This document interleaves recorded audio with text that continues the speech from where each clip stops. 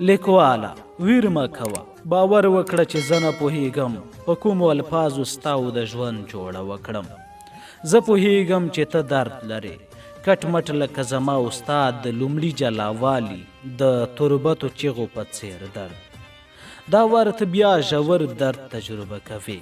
پوهیږم چې ژوند دې دا وار له بیخي درنې میچنې تېروي.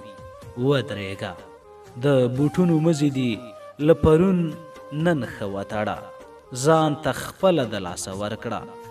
ته پوهیږي کټ مټ لکه یوه مور چې خپل ناروغ ماشوم په زور راونیسي، لاسونه او پښې یې کلک وتړي او ترخه دوا ورته خوله کې واړوي. پلک له موږ سره کله کله همداسې کوي. پوهیږو چې ماشوم ته هغه مهال مور ظالمه، متشدده او بې رحمه ښکاري، خو ګټه او خیر یې وروسته وي. همداسې له ځان سره وګڼه، پلک ښایي نن تا ته هغه تراخه درمل درکړي وي چې خیر یې وروسته معلومیږي.